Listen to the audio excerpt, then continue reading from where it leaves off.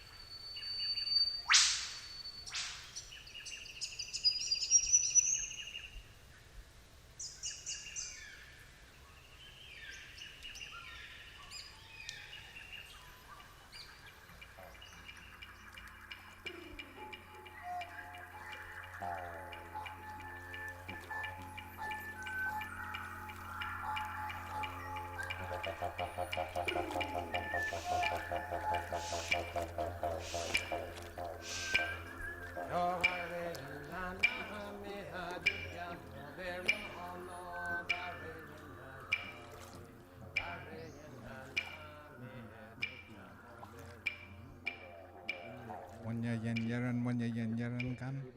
Karin nami jojo mo birono kayan man morangai jagun gun kan yongo. Pilihan aju. Banya Jimmy Chakan Baranu Juno Jundul Gochi. Your way, Wanya, Nara.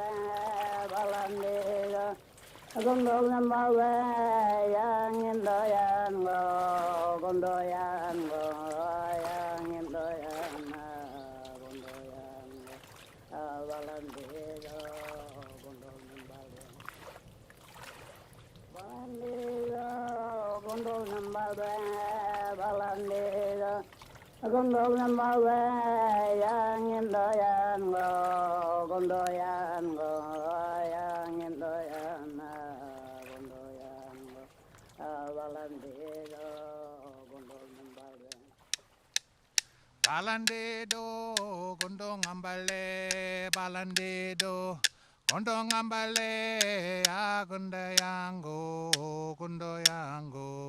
ya gundayana, gundayango, balandedo, gondong ambale. Balandedo, gondong ambale, balandedo. Gondong ambale ya gundayango ya gundayana gundayango abalandido gondong ambale.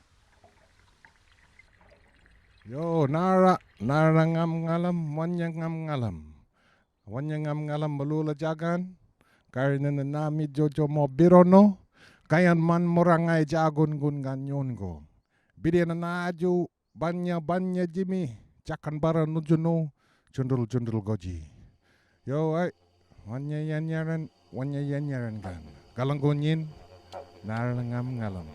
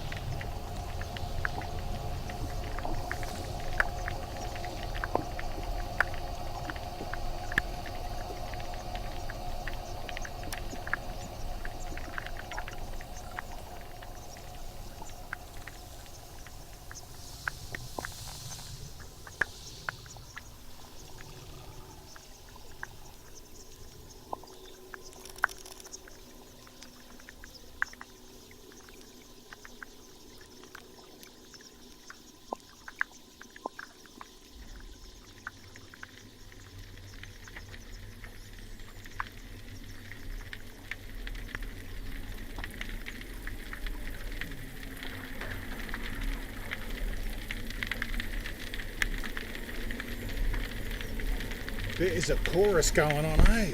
There's oh, just here off the coast, the sunny coast here, just pretty much off Maroochydore, really, Mooloolaba, halfway in between Mooloolaba and Old Woman Island, and in the deep waters, and we're hearing some of these beautiful songs.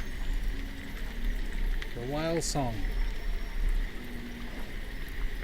And I've never done this before, but this is a really good experience for us. The whale has significant meaning in our culture, in our family history. It's one of the totems of the families of the Sunshine Coast region, Gubbi Gubbi people. The name for the whale, we call him Talobilla, or her Talobilla. But there's a special connection that we have with that whale. And every time that comes past our coastline, we make sure that we have to go and visit and say hello. It goes back to the bungee law.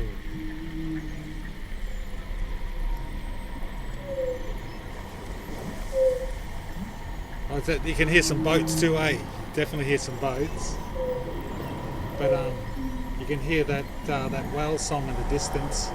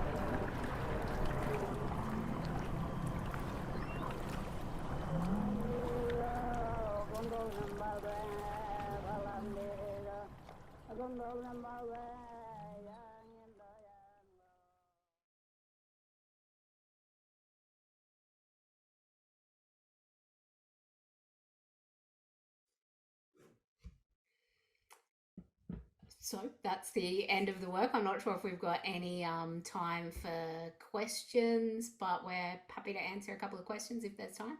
Yeah, we've definitely got time for some questions.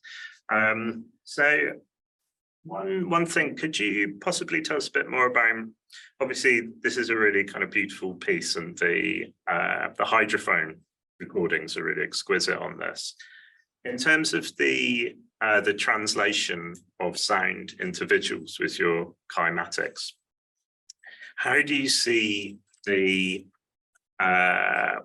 function of that in terms of sort of the symbolism of translating sound into image with this piece? What's the kind of thinking on this one?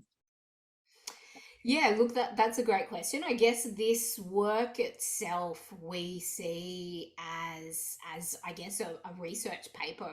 It's behind the scenes with Place as a co-author. So we're trying to show the environment and the ecosystems where this creative project has been developed. And in terms of that relationship between the hydrophone recordings and that kind of digital somatics, we're seeing, I guess, in that last section of the work, both Tricia's photographs of the ocean, underwater images where there's whales at a distance, and then the drone imagery of the ocean where the whales are calling. Obviously, we are basically using all of those visuals as source material for the digital cymatics. So whereas in the traditional cymatics techniques that we started experimenting with the black cockatoo calls last year as well, where we were using very traditional materials like water and ochre,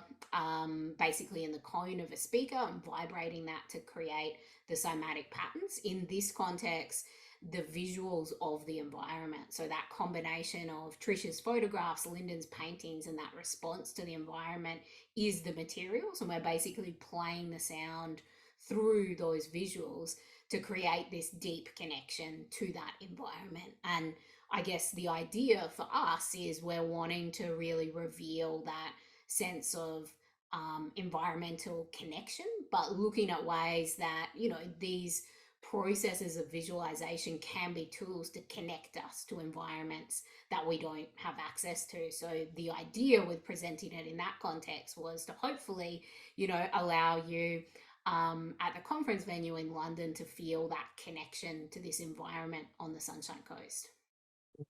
Yeah, that's really interesting.